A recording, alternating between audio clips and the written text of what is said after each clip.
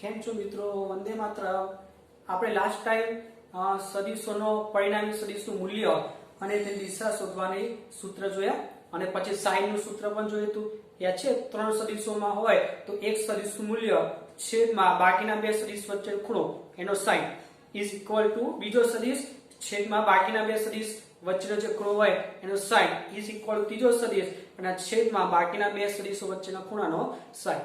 તો ત્રણ સૂત્ર આપણે જોયા હતા, બરોબર. એમાંથી આપણે જે સાઈનનું સૂત્ર છે એનો દાખલો પણ જોઈ લીધેલો હતો અને પરિણામી સદીશનો એક દાખલો પણ જોયો હતો. તો હજી આપણે દાખલા અલગ અલગ વેરાયટી વાળા જોઈએ પરિણામી સદીશના મૂલ્ય વાળો, બરોબર. તો આવો એક્ઝામ્પલ છે, બે સમાન માનાંક f ધરાવતા બળો. માનાંક એટલે મૂલ્ય. તો બે સરખા મૂલ્ય f હોય એવા બે બળો છે. બે બળો છે આપણી પાસે, પરંતુ તેમના મૂલ્ય કેવા છે? સરખા છે. એવા બે બળો એક જ પાર્ટિકલ ઉપર, એક જ કણ ઉપર લાગે છે. જો આ બે બળો વચ્ચેનો ખૂણો 60 ડિગ્રી હોય તો પરિણામી બળનો માનાંક એટલે કે મૂલ્ય શોધો. તો જોઈ લો તમે, બે સદિશના મૂલ્ય આપ્યા છે અને તેમની વચ્ચેનો ખૂણો આપ્યો છે. તો આપણે સૂત્ર શોધવું પડશે. પરિણામી સદિશનું મૂલ્ય શોધવું છે તો આપણને ખબર છે જે બે સદિશો હોય અને તેમની વચ્ચેનો ખૂણો આપેલો હોય ત્યારે આપણે પરિણામી સદિશનું મૂલ્ય વર્ગમૂળમાં a² + b² + 2ab cos θ વાળું લઈએ છીએ. તો અહીં આપણને બે બળના મૂલ્ય કીધા છે એટલે મેં માનાંકમાં લખ્યું છે જે f આપ્યું છે અને તેમની વચ્ચેનો ખૂણો કેટલો છે? 60 ડિગ્રી. તો પરિણામી બળ એટલે આપણે f' લખીએ તો વર્ગમૂળમાં a² + b² મતલબ પહેલું બળનો વર્ગ વત્તા બીજા બળનો વર્ગ પ્લસ 2ab cos θ પ્લસ 2 પહેલું બળ બીજું બળ cos θ. તો આ સૂત્ર બની જાય. દરેકની જગ્યાએ f મૂકી દો તો f1 ની જગ્યાએ f નો વર્ગ, f2 ની જગ્યાએ f નો વર્ગ અને અહીંયા f અને અહીંયા એટલે f² થાય 2f² cos 60. cos 60 એટલે 1/2. તો અહીં બે કેન્સલ થઈ જાય તો વધે f² + f² + f² મતલબ 3f² અને વર્ગમૂળ √3f થાય. એકદમ સિમ્પલ સૂત્ર છે મિત્રો. બસ તમને દાખલામાં શું દેખાવું જોઈએ? બે સદિશના મૂલ્ય અને તેમની વચ્ચેનો ખૂણો દેખાવો જોઈએ અને પરિણામી સદિશનું મૂલ્ય પૂછે એટલે સૂત્ર આપણે મૂકી દેવાનું. હજી અલગ વેરાયટી જોઈએ આપણે. જો a + b બરાબર a - b હોય તો a અને b વચ્ચેનો ખૂણો શોધજો. જો હા, આ a + b એટલે શું? પરિણામી સદિશ જ છે અને a - b એટલે પરિણામી સદિશ જ છે, પરંતુ આમાં b ની જગ્યાએ -b લખવાનું. પરિણામી એટલે a + b થાય ને, સરવાળો. આપણે બાદબાકી પર જોઈ ગયા હતા, યાદ હોય તો બે સદિશોની બાદબાકી એમાં a - b ને આપણે કેમ લખ્યું હતું? a પ્લસ કૌંસમાં -b. તો આને આપણે લખી શકીએ a પ્લસ કૌંસમાં -b. એટલે આ શું થઈ ગયો? પરિણામી સદિશ જ કહેવાય. તો a અને b વચ્ચેનો ખૂણો શોધવાનો છે. તો પરિણામી સદિશનું માનાંક એટલે મૂલ્ય. તો મૂલ્ય શોધવાનું આપણી પાસે સૂત્ર છે. પરિણામી સદિશનું મૂલ્ય નું આપણી પાસે સૂત્ર છે કયું? તો વર્ગમૂળમાં a² + b² + 2ab cos θ. પરંતુ સૌથી પહેલા જે સમીકરણ આપ્યું હોય એનો વર્ગ કરી દેવાનો, કારણ કે વર્ગનું કાઢવું છે એટલા માટે. તો બંને બાજુ જે મૂલ્ય છે એનો વર્ગ કરી દીધો. તો અહીંયા પરિણામી થઈ ગયું a + b એટલે તો એનું સૂત્ર આપણી પાસે છે એનો વર્ગ કરી દો. વર્ગમૂળમાં a² + b² + 2ab cos θ નો આખાનો વર્ગ. અને એવું જ અહીંયા પરિણામી છે આ પણ, તો a નો વર્ગ પ્લસ -b નો વર્ગ એટલે b² થયું પ્લસ 2a અને b ની જગ્યાએ -b એટલે આગળ આવી જશે માઈનસ. તો 2ab cos θ આખાનો વર્ગ. મિત્રો જોવાનું પરિણામી સદિશ દેખાવું જોઈએ અને એનું મૂલ્ય દેખાય એટલે આ સૂત્ર મૂકી દેવાનું, બરોબર. બંને બાજુ વર્ગમૂળ કેન્સલ કરી દો તો આપણી પાસે a² + b² + 2ab cos θ અને આ બાજુ a² + b² - 2ab cos θ વધ્યું. a² b² કેન્સલ, આ માઈનસ છે પેલી બાજુ એટલે પ્લસ, તો 2ab cos θ અને બીજું 2ab cos θ તો થઈ ગયું 4ab cos θ = 0. હવે આ 4ab છેદમાં આવે તો 0 ના છેદમાં 4ab એટલે 0 સ્થિર કહેવાય. તો cos θ 0 થયું તો θ થઈ ગયો 90. આ રીતે તમને જ્યારે પણ આ રીતનો કોઈ દાખલો હોય, મૂલ્યનો ખૂણો આપેલો હોય તો પણ આ સૂત્ર લેવાનું અને તમને દેખાતું હોય કે પરિણામી સદિશ છે અને એનું મૂલ્ય કરવું છે તો પણ આ સૂત્રનો ઉપયોગ કરવાનો થશે. હજી આપણે દાખલા જોઈએ. જો a + b = c અને a નું મૂલ્ય √3, b નું મૂલ્ય √3 અને c નું મૂલ્ય 3 હોય તો a અને b વચ્ચેનો ખૂણો શોધો. ફરીથી a + b છે તો a પ્લસ b એટલે પરિણામી સદિશ જ થયું. તો બંને બાજુ વર્ગ કરી દઈએ. મિત્રો તમે જ્યારે કોઈ પણ સદિશનો વર્ગ કરશો ને એટલે એનું મૂલ્ય જ મળશે. કારણ કે કદાચ સદિશ માઇનસમાં પણ હોય પણ વર્ગ કરીએ તો એ પ્લસ જ થવાનો. તો અહીંયા તમે સદિશ c નો વર્ગ કરશો ને તો એ તમને હંમેશા મૂલ્ય જ મળે. એટલે લખી રાખવાનું, કોઈ પણ સદિશનો વર્ગ એટલે એનું મૂલ્ય જ આપે, બીજું કશું આપે નહીં. તો આ સદિશનો વર્ગ એટલે એના મૂલ્યનો વર્ગ, અને a પ્લસ b એટલે પરિણામી સદિશ, વર્ગમૂળમાં a² + b² + 2ab cos θ. આખાનો વર્ગ છે એટલે વર્ગમૂળ કેન્સલ, અને જે તો વધશે ખાલી a² + b² + 2ab cos θ. તો મૂલ્ય મૂકીએ. એની જગ્યાએ √3 નો વર્ગ, b ની જગ્યાએ √3 નો વર્ગ, 2 √3 cos θ, અને c છે 3 નો વર્ગ. તો આ થઈ ગયો 3 + 3 + 2 * 3 એટલે 6 cos θ = 9. આ થશે 3 + 3 મતલબ 6. તો એ બાદ જાય તો 9 - 6 એટલે 3 = 6 cos θ. cos θ = 1/2. તો 1/2 કેટલા આવે? 60 આવે. બહુ ઈઝી છે મિત્રો. તમને જ્યારે આવું કે દેખાય, આવું કોઈ પણ જગ્યાએ સમીકરણ દેખાય પરિણામી સદિશ વાળું, પરિણામી સદિશ વાળું કોઈ પણ સમીકરણ દેખાય, બસ વર્ગ કરી દેવાનું બંને બાજુ અને સૂત્ર મૂકી દેવાનું એટલે જવાબ આવી જશે. હજી એક દાખલો જોઈએ. જો a + b = a = b, મતલબ પરિણામી સદિશ એ એનું મૂલ્ય અથવા b નું કોઈ પણ મૂલ્ય તમે લઈ શકો છો. તો a અને b વચ્ચેનો ખૂણો શોધો. તો તમે a + b = a પર લખી શકો અને a + b = b પર લખી શકો, કારણ કે બંનેના મૂલ્ય કેવા છે? સરખા જ છે. એટલે આપણે a + b સદિશ નું માનાંક બરાબર a લખીએ, કોઈ વાંધો નથી. તમે માનાંકમાં લખો તોય ચાલે, ખાલી લખો તોય ચાલે, કારણ કે મૂલ્ય લખવાના બે મેથડ, એક માનાંક વાળું અને એક સિમ્પલ. તો જો અહીંયા આવે તો આ થઈ ગયું પરિણામી સદિશ.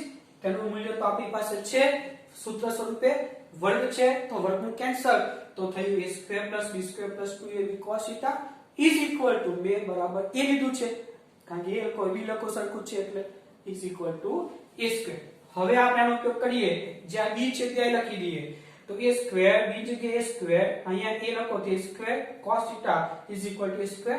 એક a² કેન્સલ, આ પ્લસ a² પેલી બાજુ એટલે માઈનસ a², પાછું a² કેન્સલ, cos θ બરાબર -1/2. cos θ -1/2 કઈ જગ્યાએ આવે? તો 120 ડિગ્રી. આવું આપણે આગળના લેક્ચરમાં પણ જોઈ ગયા હતા. 120 હોય તો 90 + 30 આપણે લખેલું હતું. તો હવે તમને હું સમજાવું છું કે 90 + 30 કે લખાય એનું મૂલ્ય માઈનસ કે પ્લસ કે રીતે આવે. જે પ્રમાણે -1/2 છે તમે 120 લખ્યું છે એ તમને ખબર કેવી રીતે પડે એ તમને હું સમજાવું છું. લાસ્ટ ટાઈમ મેં તમને કીધેલું કે હું સમજાવીશ, ખાલી નાનો ભાગ સમજાવીશ, એ ભાગ હવે જોઈએ. એના પહેલા આટલી વસ્તુ તમને ખબર પડી ગઈ. જ્યારે પણ આવા કોઈ સમીકરણ દેખાય અને તમને લાગે કે આ સમીકરણ કોના છે? પરિણામી સદિશના છે, એ ખાસ જોવું પડે. આ ત્રણે ત્રણ તમે જો પરિણામી સદિશ જ છે તો એક જ મેથડ કરવાની, બંને બાજુ વર્ગ કરી દેવાનું અને સૂત્ર મૂકી દેવાનું. આવું સમીકરણ દેખાય ત્યારે પરિણામી સદિશનું આવવું જોઈએ. ઓકે, તો આપણે પરિણામી સદિશના સૂત્ર દાખલા અલગ અલગ વેરાયટીના જોયા. પછી સાઈન નું સૂત્ર પણ આપણે જોયું લાસ્ટ જે દિવસમાં લેક્ચરમાં દાખલો ગણ્યો હતો એમાં. હવે આપણે આની વાત કરીએ. જે 120 હોય, આવા કોઈ અલગ જ મૂલ્ય આપેલા હોય તો સાઈન અને કોસ કે જો જેને કહેવાય છે એકમ વર્તુળ. તો સૌથી પહેલા એકમ વર્તુળની વ્યાખ્યા શું હોય? તમે કોઈ ઉગમ બિંદુ લો અને ઉગમ બિંદુ આગળથી એક એકમ મૂલ્ય લેવાનું અને વર્તુળ દોરી દેવાનું. આવું જે વર્તુળ બને એક એકમનું એને કહેવાય છે એકમ વર્તુળ. આ એકમ વર્તુળ ઉપર આખે આખું ત્રિકોણમિતિ રહેલું છે. જે મેથ્સમાં 11મા ધોરણમાં બહુ જ ડિટેલમાં એક ત્રિકોણમિતિ ચેપ્ટર છે એમાં આવશે. પણ હમણાં ખાલી નાનો ભાગ જે હમણાં આપણે જરૂર છે એ જરૂર પૂરતો નાનો ભાગ આપણે સમજાવવા માટે લીધેલો છે એકમ વર્તુળ. બરોબર? તો સમજીએ, બહુ ઈઝી છે, ખાલી ધ્યાનથી અહીંયા જો. તો આ છે એકમ વર્તુળ. એકમ વર્તુળના 4 વિભાગ હોય જેને કહેવામાં આવે છે 4 ચરણ. આ 4 વિભાગ છે એને કહેવાય છે 4 ચરણ. આને કહેવાય પહેલું ચરણ, આને કહેવાય બીજું ચરણ, આને કહેવાય ત્રીજું ચરણ, આને કહેવાય ચોથું ચરણ. હવે ત્રિકોણમિતિમાં વિધેય કેટલા? તો sin, cos, tan, cosec, sec અને tan. ટોટલ 6 વિધેય. તો જોજો હવે જે આપણે એકમ મળતું છે એને બે ભાગમાં વિભાજિત કરી નાખીએ, આ x અક્ષ અને આ y અક્ષ, મતલબ 4 ચરણ અને 2 અક્ષ. તો અહીંયા તમે ચાલુ કરો તો આ x અક્ષ સાથે 0 ડિગ્રી બનાવે, આ x અક્ષ અને આ વિભાગ છે 0 ડિગ્રી, પછી અહીંયાથી અહીંયા જાઓ એટલે થશે 90 ડિગ્રી. તમે સેકન્ડ ચેપ્ટરમાં ભણી ગયા છો 90 ડિગ્રી ને જો રેડિયનમાં લખવું હોય તો π/2 લખાય. પછી અહીંયાથી 90 ડિગ્રી હજી આગળ જાઓ તો 90 + 90 કેટલા થાય 180 ડિગ્રી, અથવા એને કહેવાય છે પાઈ રેડિયન. હજી 90 ડિગ્રી આગળ જાઓ તો 180 + 90 270 ડિગ્રી, અથવા 3π/2 રેડિયન. આવું 90 + 90 કરતા જાઓ, હજી 90 કરશો તો અહીંયા કેટલું આવશે 270 + 90 તમારે આવશે 360 ડિગ્રી, લખાય એને 2π. આમ તમે 90 + 90 કરતા જાઓ તો તમે જે જોઈએ મૂલ્ય શોધી શકો. બરોબર? આ પહેલું ચરણ, બીજું ચરણ, ત્રીજું ચરણ, ચોથું ચરણ. આ 0 ડિગ્રી, આ 90 ડિગ્રી, આ 180 ડિગ્રી, આ 270, આ 360 એમ 90 90 90 પ્લસ કરી શકો છો. હવે બહુ જ અગત્યનો શબ્દ નોટ કરી રાખજો, જ્યારે તમારું કોઈ વિધેય આ 90 અથવા 270 ને ક્રોસ કરે, 90 અથવા 270 ક્યાં તો પ્લસમાં ક્યાં તો માઇનસમાં જો ક્રોસ થાય તો તમારા વિધેય બદલાઈ જાય. હવે એના પહેલા કયા ચરણમાં કયું વિધેય આવે એ ખાસ જોવું પડે. પહેલા તો જો મેં લખ્યું છે પહેલા ચરણમાં ઓલ, મતલબ બધા જ વિધેય પ્લસ, બધા જ sin cos tan cosec sec અને tan. બીજા ચરણમાં જો s લખ્યું છે મતલબ ખાલી sin વિધેય, એના ઉપરથી cosec મળે ને આપણને 1/sin. એ બે વિધેય ખાલી, એક sin અને બીજું cosec, આ બે જ પ્લસ, બાકી બધા માઈનસ. જે લખા હોય પ્લસ મતલબ sin cosec પ્લસ, બાકી બધા માઈનસ. ત્રીજું t લખ્યું છે મતલબ કયું પ્લસ હશે tan, અને tan ઉપરથી જે cot મળે એ, બાકી બધા minus, sin cos cosec sec બધા માઈનસ, ખાલી tan ને cot જ પ્લસ. અને છેલ્લા ચરણમાં લખ્યું છે c, c એટલે cos, મતલબ આ ચોથા ચરણમાં ખાલી cos અને cos ઉપરથી જે sec મળે એ બેઝ પ્લસ, બાકી બધા માઈનસ. ને જે શબ્દ લખ્યા હોય એ શબ્દ પ્લસ, બાકી બધા માઈનસ. આમાં sin cosec પ્લસ, આમાં tan ને cot પ્લસ, અને આમાં cos અને sec પ્લસ, જેમાં બધા વિધેય પ્લસ. હવે તમે છે આ 90 કે 270 ક્રોસ કરો તે વિધેય ચેન્જ થઈ જાય. મતલબ તમે જો 90 થી આ બાજુ આવો તો sin નું થઈ જાય cos, ક્યાં તો cos હોય તો sin થઈ જાય. હા ખાસ જોજો, 90 કે 270 આગળ આવો ત્યારે તમારી પાસે sin વિધેય હોય તેનું cos કરી દેવું પડે, અથવા cos હોય તો sin કરી દેવું પડે. એવું જ અહીંયા tan હોય તો તમારે cot કરી દેવું પડે, અને cot હોય તમારે tan કરી દેવું પડે. જોઈએ આપણે, જો અમુક મેં એક્ઝામ્પલ લખ્યા છે તમારા સમજવા માટે. ખાલી 90 ને 270 આગળ ચેન્જ કરવાનું. 180 કે 0 હોય તો વિધેય ના બદલે, જે વિધેય હોય એ જ આવે. ખાલી આ બે જ આગળ વિધેય બદલાશે, બાકી આ બે આગળ વિધેય બદલાવાના નથી. જો પહેલું sin 120, હવે 120 નું મૂલ્ય નથી આપણી પાસે, આપણને 90 સુધી ખબર છે, તો 120 ને 90 + 30 લખાય. હવે 90 આવ્યું, 90 પ્લસ હંમેશા આપણે આમ જ જવાનું, 0 થી ચાલુ કરવાનું અને આ દિશામાં આગળ વધવાનું. તો જો 90 પ્લસ અહીંયાથી 90 આવ્યા અને પ્લસ 30 બીજા લેવા પડે, કારણ કે 120 એટલે કેટલા 90 + 30, તો 90 + 30 મતલબ કયું ચરણ? બીજું ચરણ. 120 અહીંયા આવશે ને, 90 + 30 લે 90 પછી 30 ડિગ્રી બીજું જવાનું, તો આવ્યું બીજું ચરણ.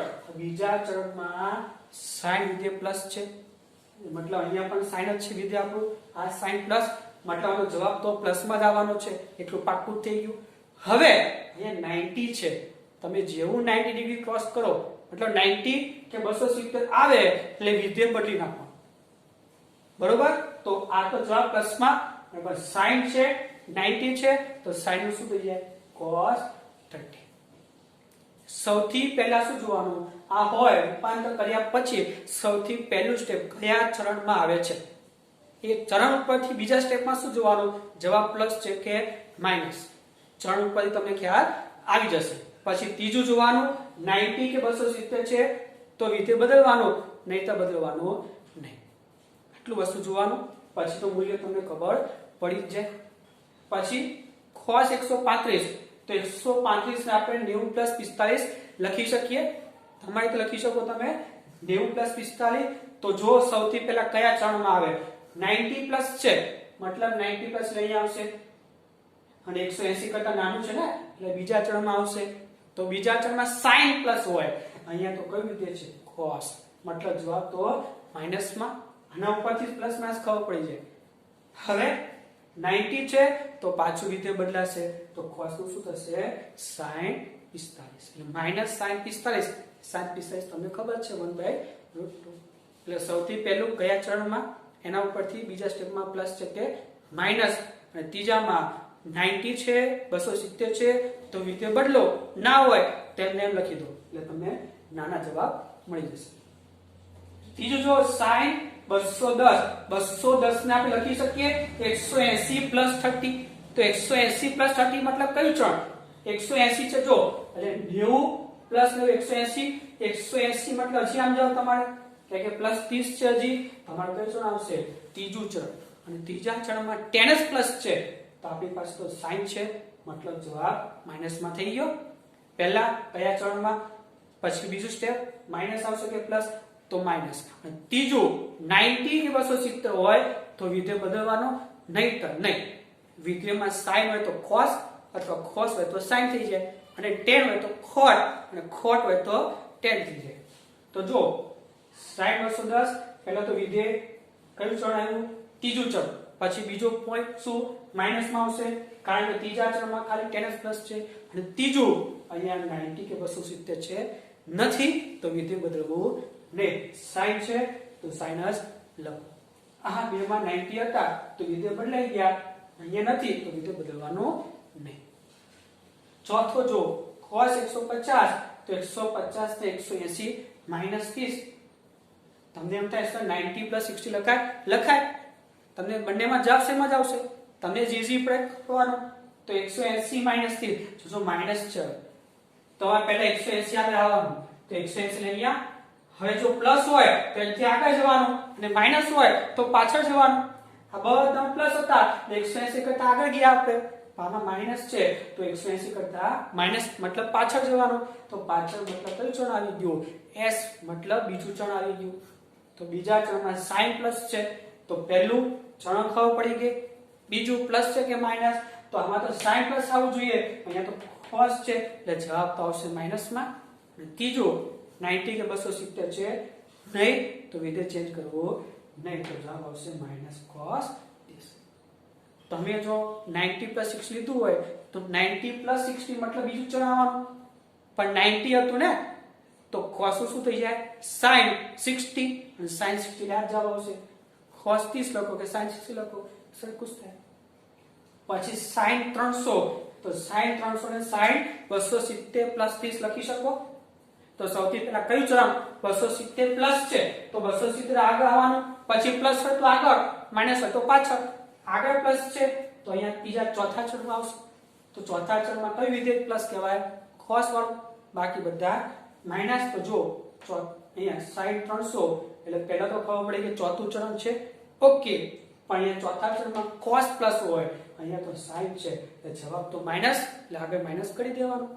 અને પછી જોવાનું 270 કે 90 છે, હા, તો વિધેય ચેન્જ કરી નાખો. sin હતો કરી નાખો cos, તો જવાબ થઈ ગયું માઈનસ cos 30. પછી મૂલ્ય મૂકી દેવાના. પછી જો tan 240, tan 240 મતલબ 270 માઈનસ 30, તો 270 છે તો પહેલા અહીંયા પછી માઈનસ છે તો પાછું જવાનું. હંમેશા ફરી આપણે આમ, બરોબર, હંમેશા આમ જ ફરશું આપણે. પરંતુ જો પ્લસ હોય તો આગળ જવાનું, માઈનસ હોય તો પાછળ. અહીંયા 270 માઈનસ છે તો 270 થી આગળ જવાનું, પણ અહીંથી પાછળ. મતલબ કયું ચરણ આવી ગયું? ત્રીજું ચરણ. અને ત્રીજા ચરણમાં tan પ્લસ જ છે તો જવાબ તો પ્લસ જ આવવાનો. અને અહીંયા 270 કે 90 છે, હા, તો tan નું થઈ જાય cot. બરોબર. લાસ્ટ એક જોઈએ sin 150. sin 150 એટલે sin 180 માઈનસ 30. ફરીથી પાછા જાઓ, 180 આગળ આવો પહેલા અહીંયા, પછી પ્લસ છે કે માઈનસ? પ્લસ હોય તો આગળ તરફ જવાનું, મતલબ આથી આગળ જવાનું, અને માઈનસ છે તો આથી પાછળ જાઓ.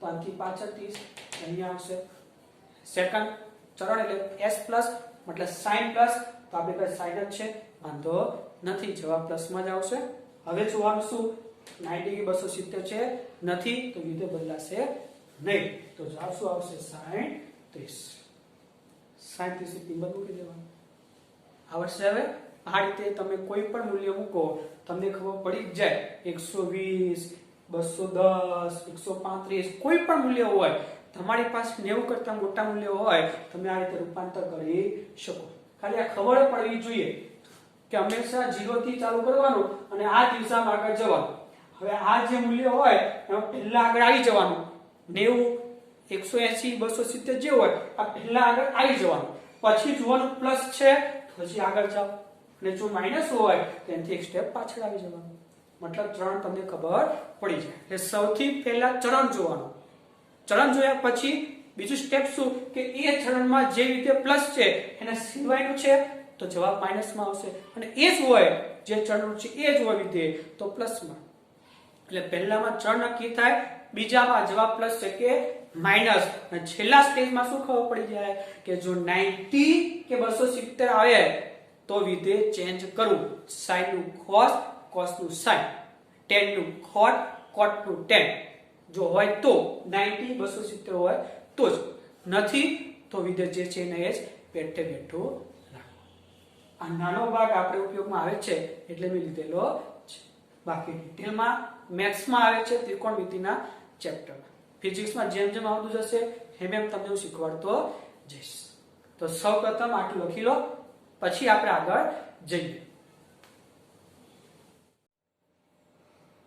ચાલો મિત્રો આગળ જઈએ આપણે હવે તો એક્ઝામ્પલ છે બે બળો A અને B વચ્ચેનો ખૂણો તમને આપ્યો છે 90 ડિગ્રી જ્યાં A નું મૂલ્ય 8 ન્યૂટન અને B નું મૂલ્ય 6 ન્યૂટન અહીંયા બળને આપણે AB વડે દર્શાવેલું છે તો 8 ન્યૂટન અને 6 ન્યૂટન મૂલ્ય છે તથા પરિણામી સદિશ R એ સદિશ A સાથે આલ્ફા ખૂણો બનાવેલો હોય તો આ ખૂણો આલ્ફા શોધવાનો છે હમણાં જ આપણે જોઈ ગયા હતા કે બે સદિશો હોય તો એમનો પરિણામી સદિશ શોધવું હોય જો મૂલ્ય તો વર્ગમૂળમાં a² + b² + 2ab cos θ અને એ સદિશે કોઈ સદિશ સાથે એ પરિણામી સદિશે કોઈ બીજા સદિશ સાથે જો ખૂણો બનાવેલો હોય તો tan θ નો ઉપયોગ આપણે કર્યો તો tan θ = b cos θ b sin θ છેદમાં a + b cos θ અહીં આપણે ધારેલું હતું કે પરિણામી સદિશે સદિશ A સાથે ખૂણો બનાવ્યો છે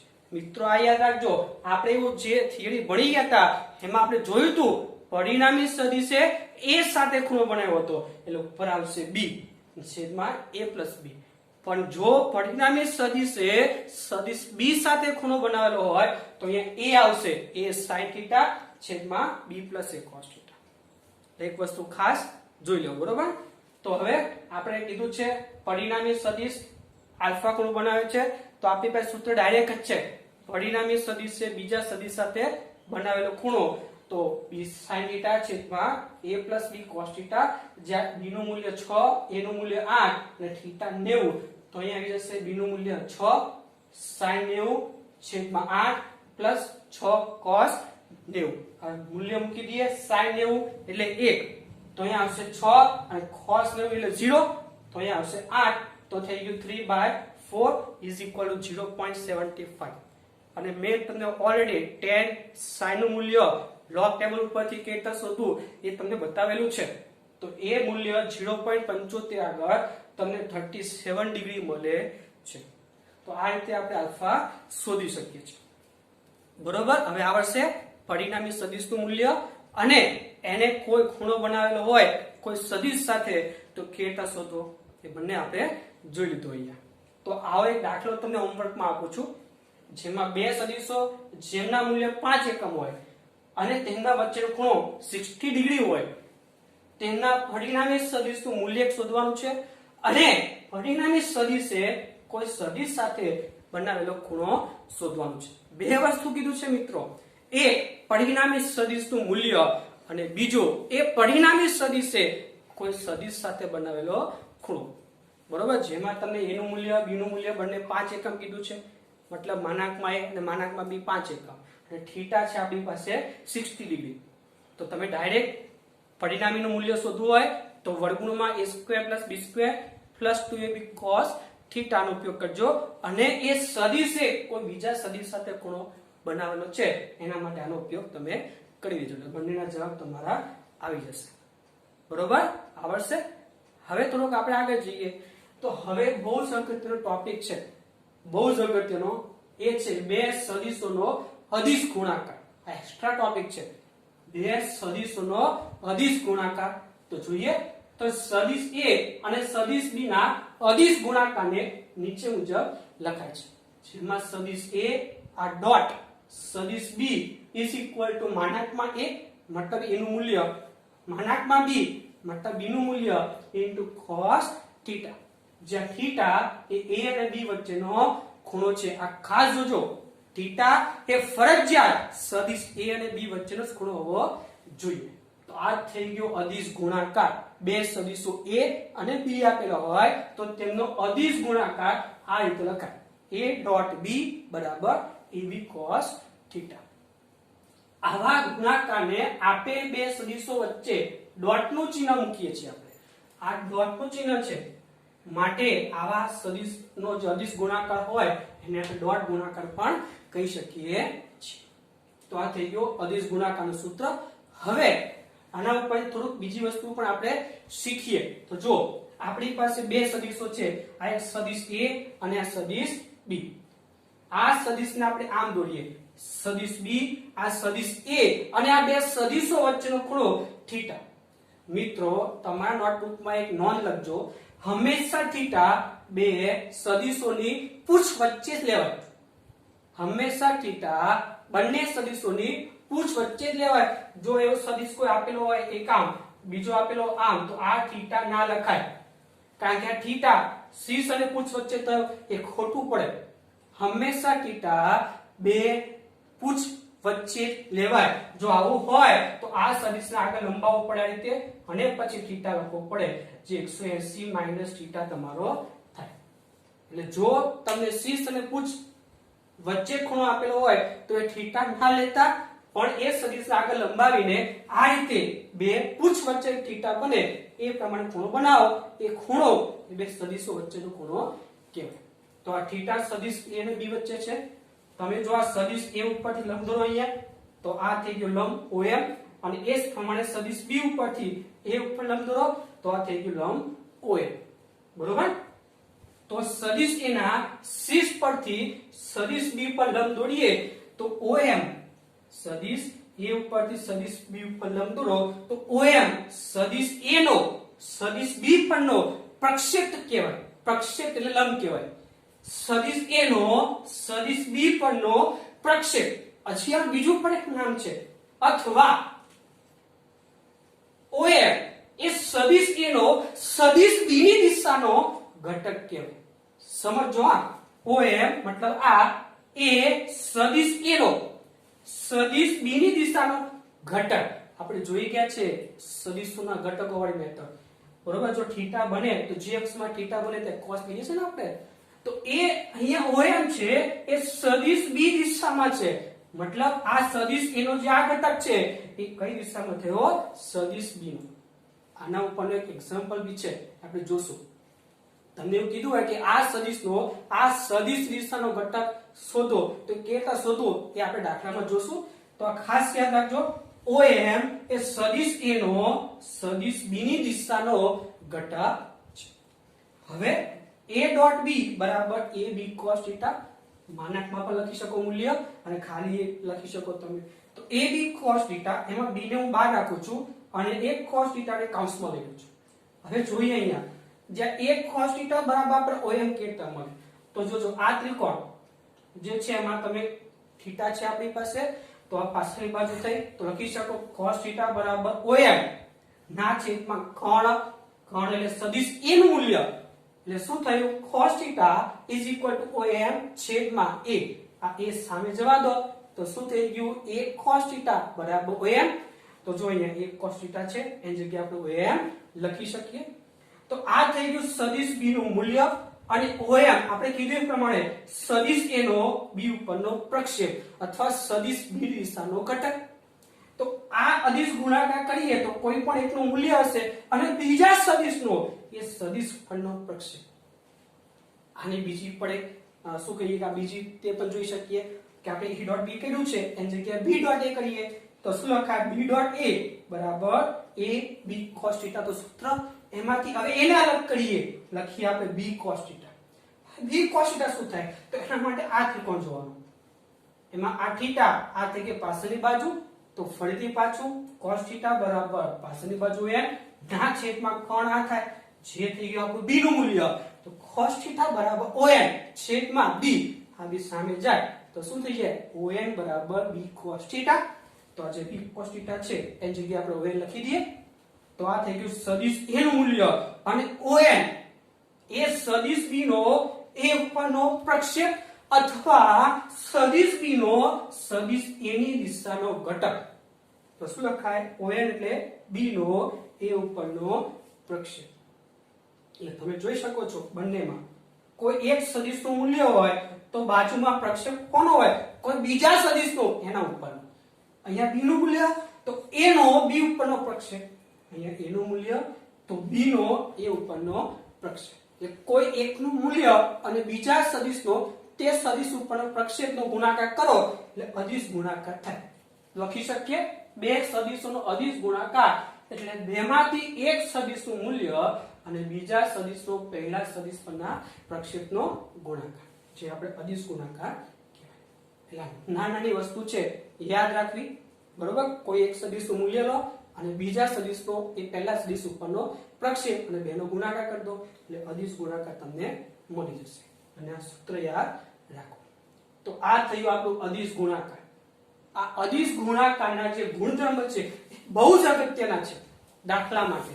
તો જો સૌથી પહેલો ગુણધર્મ આપણે જોઈએ તો સૌથી પહેલો ગુણધર્મ આ અદિશ ગુણાકાર એ ક્રમના નિયમને પાળે છે.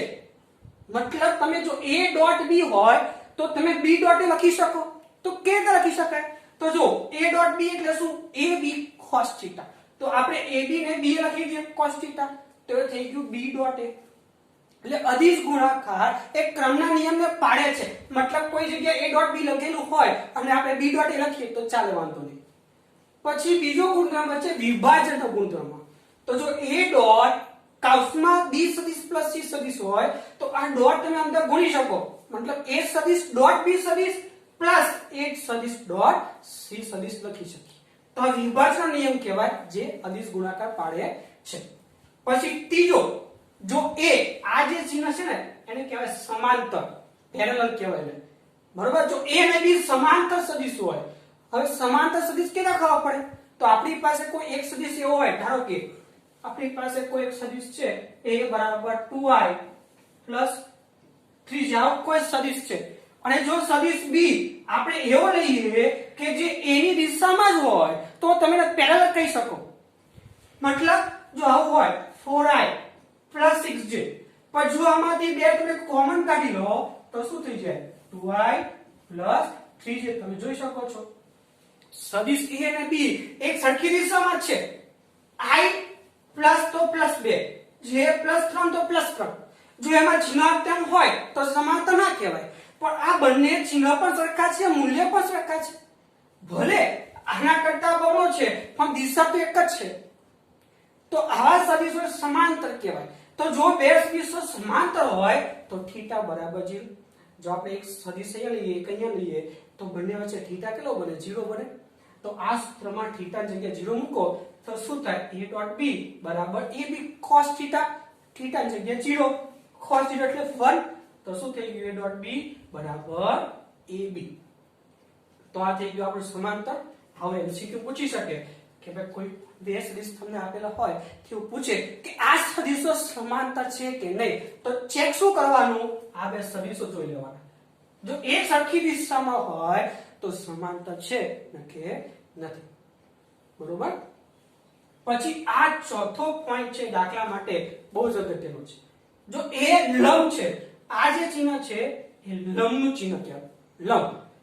તો જો A સદિશ લંબ B સદિશ હોય તો θ 90 થાય. તો a ડોટ b બરાબર ab cos 90 cos 90 એટલે 0 તો થઈ ગયું 0 એટલે કે આ 0 હોય તો આખો ગુણાકાર 0 જ થવાનો તો a ડોટ b બરાબર 0 આ બહુ જ અગત્યનું છે યાદ રાખજો મિત્રો તમને એક્ઝામ્પલ કેવું આપશે કોઈ પણ a સદિશ આપશે આખે આખો પછી b સદિશમાં કોઈ એકનું મૂલ્ય અજ્ઞાત રાખશે આવું છે આ જગ્યાએ લખી રાખો mi plus 6j તો m અચળ થઈ ગયો એવું કહેશે કે બે સદિશો લંબ હોય તો આ અજ્ઞાતનું મૂલ્ય શોધો તો તમારે આનો ઉપયોગ કરવો પડશે જો લંબ સદિશ આવે તો a ડોટ b બરાબર 0 લઈ લેવાનું એનો અદિશ ગુણાકાર કરવાનો એટલે અજ્ઞાત તમને મળી જશે આપણે જોયું છે એવા દાખલા બરોબર પછી ને પાંચમું આ પણ બહુ જ અગત્યનું છે અદિશ ગુણાકાર કરવા માટે જો i ડોટ i એટલે અદિશ ગુણાકારમાં જો એક જ સરખી દિશાના ઘટકો હોય i dot i j dot j k dot k તો હંમેશા 1 જ થાય હંમેશા 1 કારણ કે જો એક જ દિશામાં હોય તો સમાંતર થઈ ગયા સમાંતર હોય તો θ 0 cos 0 ની કિંમત મત દઈએ એટલે જો i ડોટ i હોય j dot j k dot k થાય તો લખવાનું 1 અને સિવાય i ડોટ j અથવા j ડોટ k અથવા k ડોટ i હોય તો 0 કારણ કે i ડોટ j મતલબ શું i એટલે x j એટલે yx તો લંબ થઈ ગયા એવું જ આ બંને y અને z અને આ z અને x તરતમાં બંને એકબીજાના લંબ છે અને જો લંબ હોય તો જવાબ શું આવે 0 એટલે જો સમાંતર હોય મતલબ સરખા સરખા ઘટકો હોય તો 1 અને જો પરપેન્ડિક્યુલર લંબ હોય તો 0 આપણે જોઈએ ધારો કે સદિશ a બરાબર લખીએ આપણે ax i crate plus ay j crate plus az k crate એટલે સદિશ b બરાબર bx i crate plus by j crate plus bz k crate હવે આપણે કરીએ a ડોટ b તો સદિશ a ની જગ્યાએ બેઠે બેઠું ડોટ સદિશ b ની જગ્યાએ બેઠે બેઠું હવે ગુણાકાર જોજો સૌથી પહેલા આનો ગુણાકાર આની સાથે કરીએ આપણે તો axi bxi તો થઈ ગયું i ડોટ i તો i ડોટ i ની જગ્યાએ શું લખી દેવાનું 1 તો વધ્યું ખાલી કેટલું ax bx કારણ કે i ડોટ i પણ થઈ ગયું તો થયું ax bx હવે axi byj તો i ડોટ j થયું તો i ડોટ j તો 0 લખવાની જરૂર છે નહીં પછી axi bzk પાછું i ને k 0 તે પણ કેન્સલ થઈ ગયું તો ખાલી આ અક્ષનો આ ઘટકનો આનો ગુણાકાર તમને ખાલી શું મળશે ax bx બસ હવે એવું છે તમે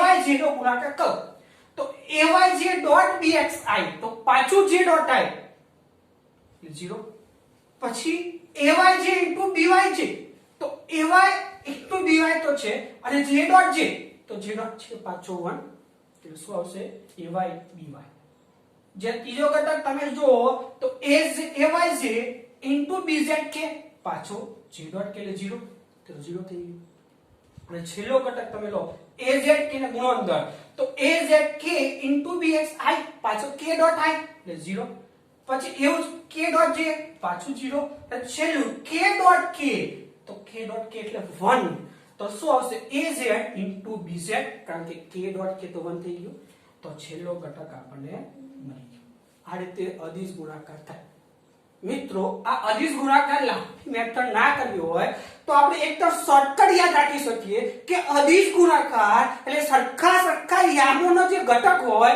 એનો ગુણાકાર કરવાનો જો તમે ax bx શું છે તો ax એટલે i ઘટક અને bx એટલે i ઘટક તો સરખા દિશાના ઘટક x અક્ષ ઉપરના એ જ પ્રમાણે ay by શું તો y અક્ષ ના જે ઘટકો હોય એનો ગુણાકાર અને az bz મતલબ શું તો તેમનો z અક્ષનો જે ઘટક છે એનો ગુણાકાર એટલે જો તમારા દાખલામાં અદિશ ગુણાકાર કરવો હોય તો આવું લાંબુ સ્ટેપ ના લખવું હોય તો જે સરખા ઘટકો હોય એનો ગુણાકાર કરવાનો અને પછી તેમનો સરવાળો પહેલા x x ઘટક ગુણાકાર પ્લસ y y ઘટક ગુણાકાર પ્લસ z z ઘટક ગુણાકાર એટલે તમને દરેકના x y z ઘટકનો ગુણાકાર મળી જાય પછી સરવાળો કરી દેવાનો આનો પણ આપણે એક્ઝામ્પલ જોઈશું પછી સાતમો છે છેલ્લો ગુણધર્મ છે જો બે સદિશો વચ્ચે ખૂણો શોધવો હોય તો આપણી પાસે a ડોટ b બરાબર માનાંકમાં b cos θ સૂત્ર છે આના ઉપરથી cos θ ને કરતા બનાવી દો તો શું થઈ જાય a ડોટ b સદિશ